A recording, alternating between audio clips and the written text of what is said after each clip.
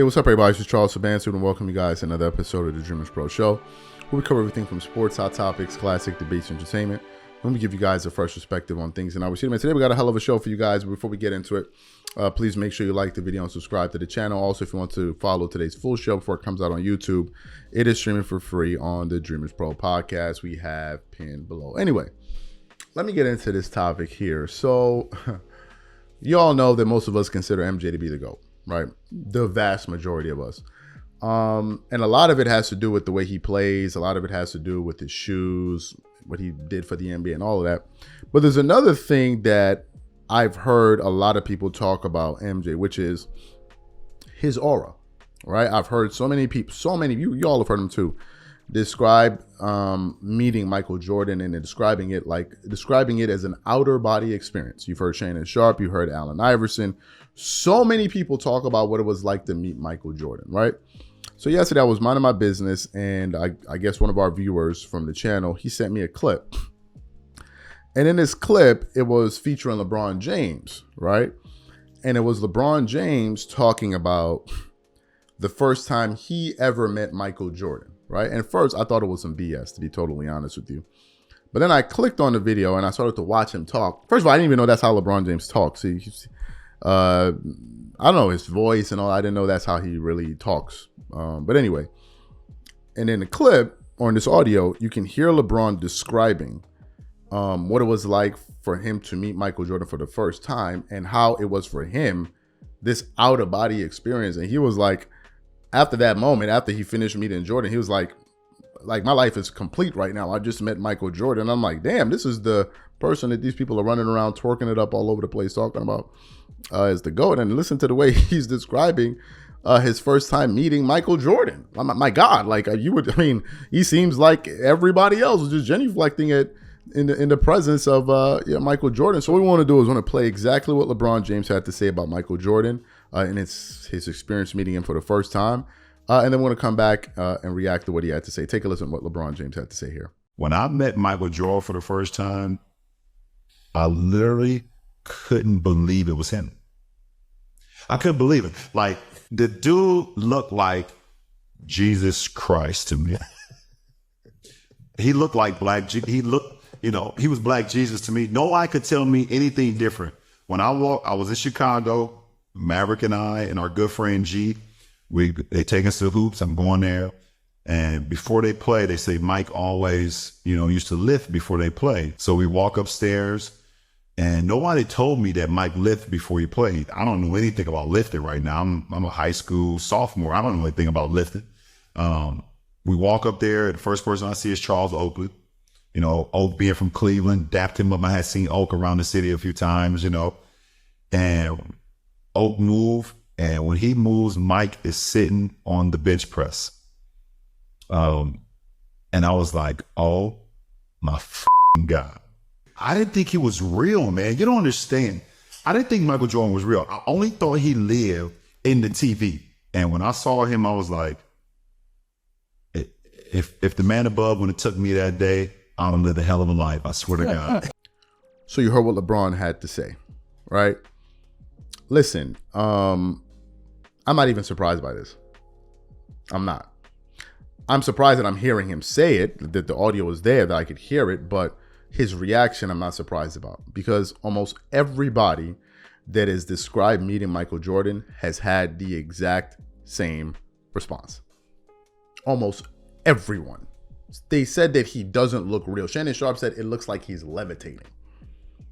Like that's the exact same reaction. Now, I don't know because I never met Jordan, so I don't know what that would be like. To be totally honest with you, but everybody said this. Everybody said this. Now the question is, why would LeBron feel this way? Right? That's the real question. Why would he feel the way that he felt while or after or during meeting Michael Jordan? To me, I think the reason LeBron felt that way is because at that moment he knew what everybody else knew, which is this is the greatest player of all time. This is the baddest man. This is the baddest man to ever play this sport. It just is. And you could see it even in the 75th anniversary.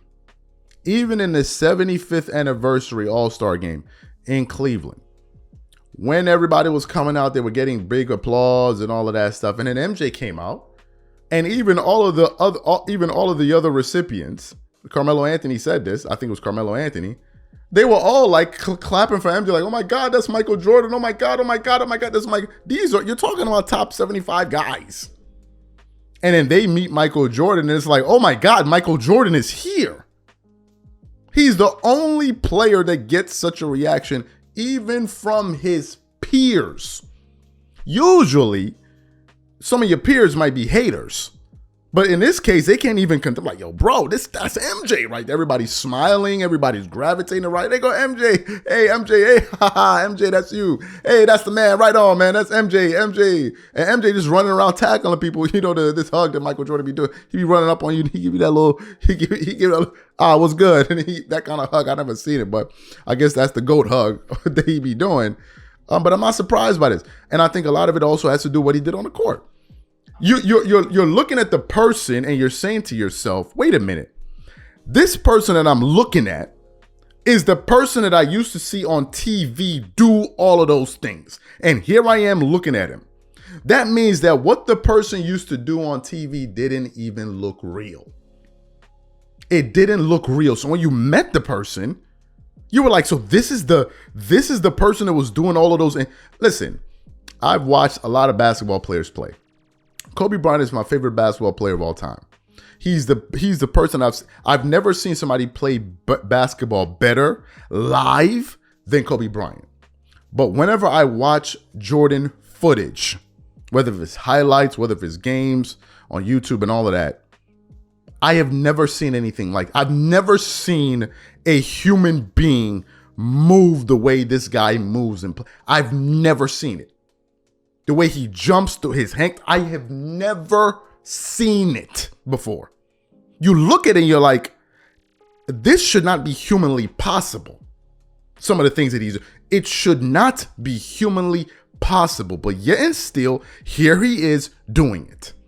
You go back and watch Jordan's game footage. Just watch it. Watch like a full half. Watch him play, and you'll be looking at him, and you will inevitably come to the conclusion that there's no other basketball player that has played basketball that can do what this guy's doing. It's actually unreal. I cannot make any sense of it whatsoever. So to me, if I'm having this reaction, imagine those guys who actually played the game and they have that reaction. That means that they know that what this guy was doing, even they couldn't do it. So when they meet the person, they're like, "Oh my God, that's the dude.